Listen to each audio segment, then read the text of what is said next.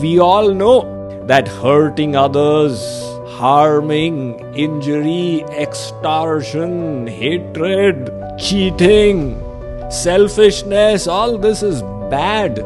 We all know this. Arjun is saying, all right, Shri Krishna, you want me to rise beyond attachments and aversions and lead the divine life? But what is it that prevents us from doing so? Bhagavad Gita, Chapter 3, Karma Yoga. Verse chanting is followed by translation and commentary by Swami Mukundananda.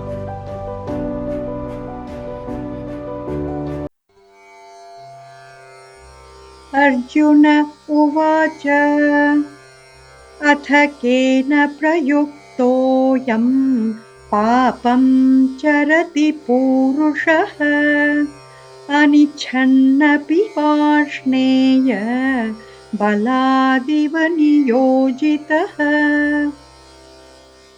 श्रीभगवानुवाच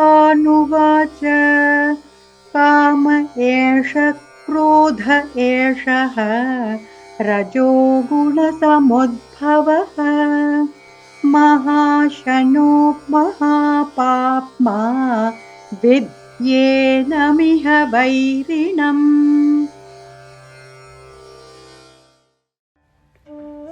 Arjun asked, why is a person impelled to commit sinful acts, even unwillingly, as if by force, O descendant of Vrishni, Krishna?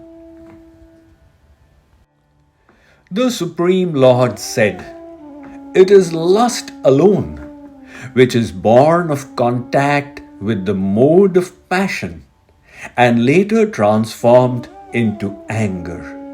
Know this as the sinful, all-devouring enemy in the world.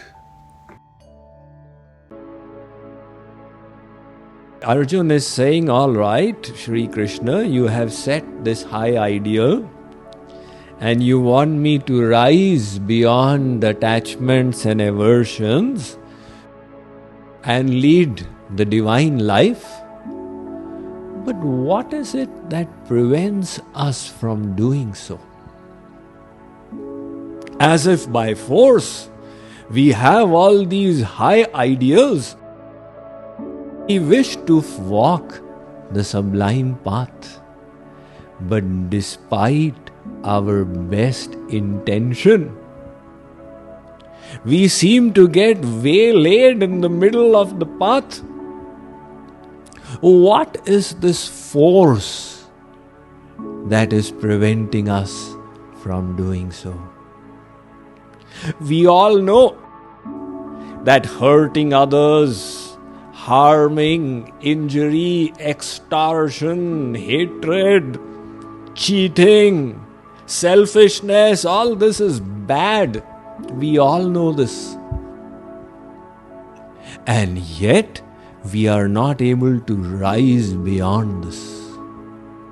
So I wish to know, Sri Krishna, what is this foe within us or outside of us that is causing all the problems? Please illumine me on this point. So Sri Krishna says, Arjun, the powerful enemy is Kam. Kam, lust. When Sri Krishna is talking about lust, he is not just referring to the sexual connotation of the word. He is talking about the desire to enjoy material nature. The varieties of desires that we harbor for enjoying the material energy. The desire to enjoy the comfort of the house, the desire to enjoy dainty foods, wonderful sounds, sweet aromas, etc. He is referring to all of this together as lust. This lust is a reflection of divine love. Very interesting. In its original state, the soul has divine love for God. When the soul reaches that perfection, it will be established in an ocean, possessing an ocean of infinite, selfless, causeless love.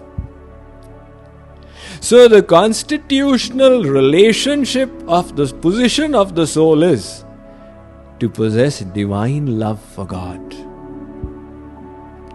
Now that divine love is the highest force, the highest spiritual force. That is why they say God is love and love is God. Even people who don't understand spirituality say that. So everybody universally, intuitively realizes that divine love is the highest power. That divine love, in contact with the modes of material nature, has got transformed into lust. What is the nature of love? The nature of love is to give, give, give. We love God doesn't mean how can I enjoy God. Sri Krishna is so beautiful, how can I relish His beauty? Love means how can I make Him happy? Narad Ji describes in his Bhakti Darshan Tat Sukha Sukhitvam. To be happy in the happiness of God. That is divine love. So that divine love, the basis of it is service.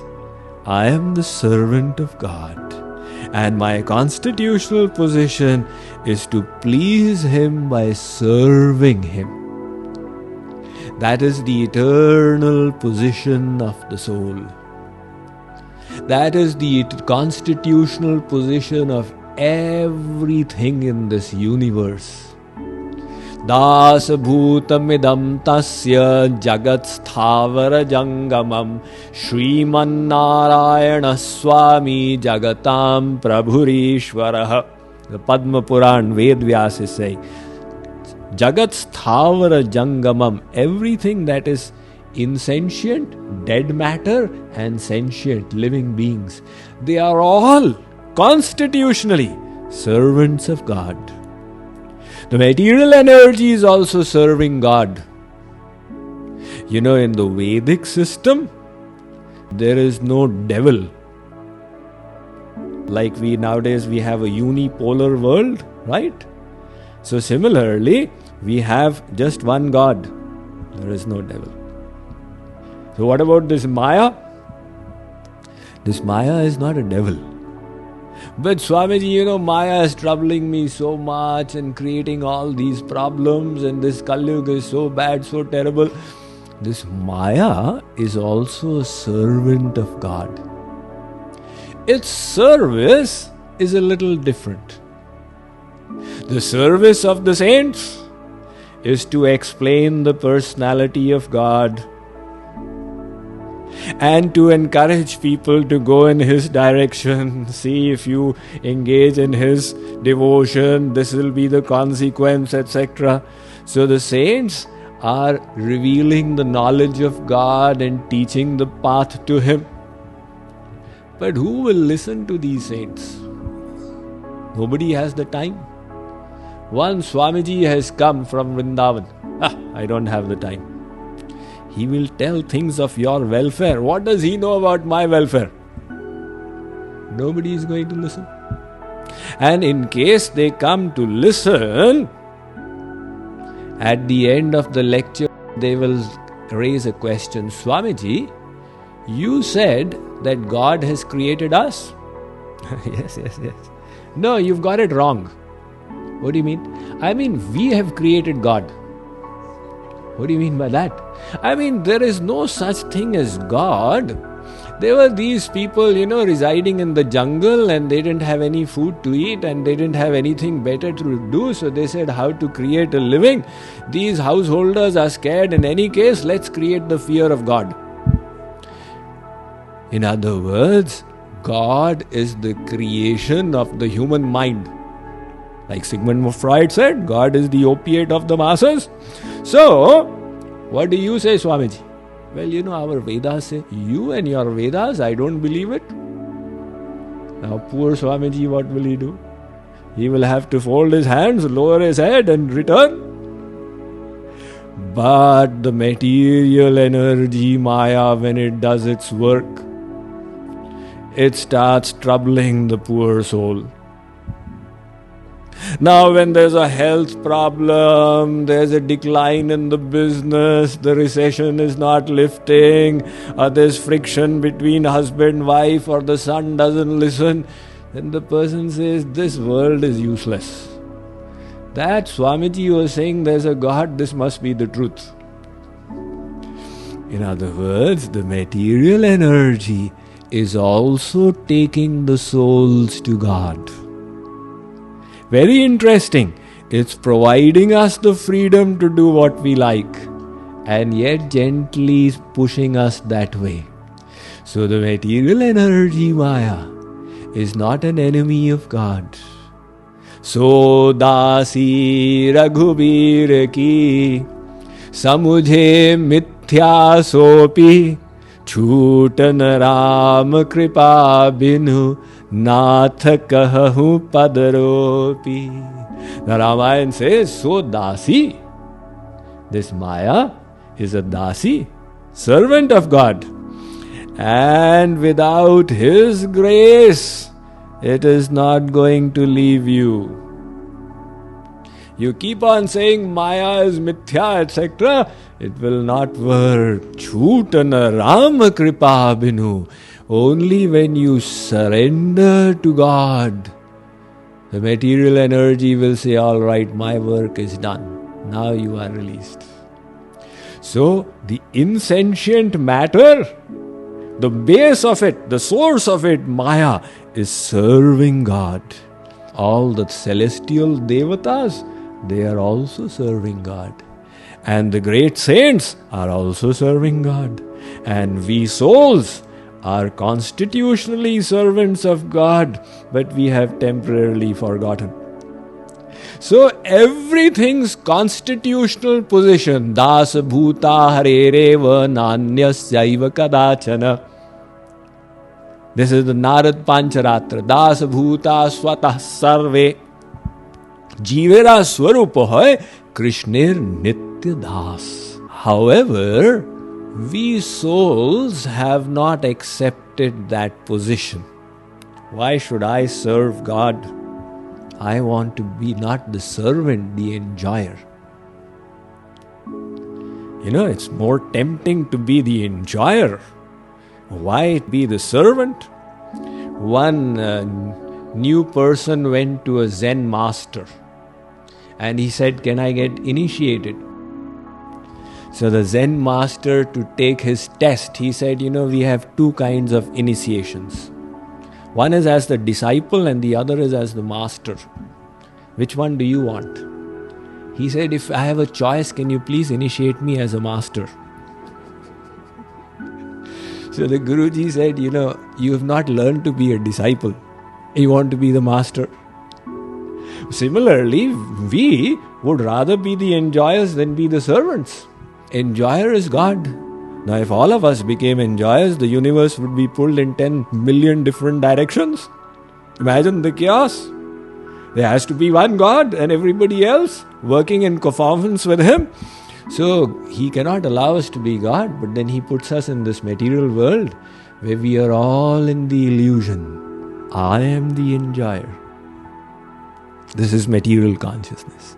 I am the enjoyer. So that divine love has got transformed into lust. How do I enjoy this material energy? And that is the pursuit that is going on. This is an exercise in futility. The material energy will ensure that you cannot enjoy. Truly. So, once an occasional soul comes to this realization in some lifetime or the other that, this is the wrong direction and I am not really the enjoyer, I am the servant of God. And when that faith comes, that soul, then its future opens, brightens up. So, Sri Krishna is saying, Arjun, this desire to enjoy, which he is calling as calm or lust, this is the real big enemy. There are three modes of material nature. There is sattva gun, rajo gun, tamo gun. The mode of goodness, the mode of passion, the mode of ignorance. So this mode of passion called rajo gun, this inflames the desires. And what happens when we try and satiate these desires? It leads to greed. Why does greed arise? Our endeavor to fulfill the desires leads to greed. Those people who think, I have no other desire except this one thing. If only I could fulfill this one desire, I would be free of desires. That person is simple-minded. Because the moment you fulfill, the desire will be inflamed. In other words, it will lead to greed. And supposing it is obstructed, what will happen?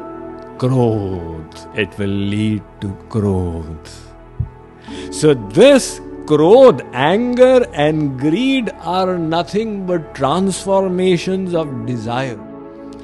That is what Sri Krishna is trying to explain to Arjun, that this consciousness that I am the enjoyer of the material energy is the source of all our problems. Now for the remaining part of the chapter, Sri Krishna is going to develop this theme and to bring it to a completion.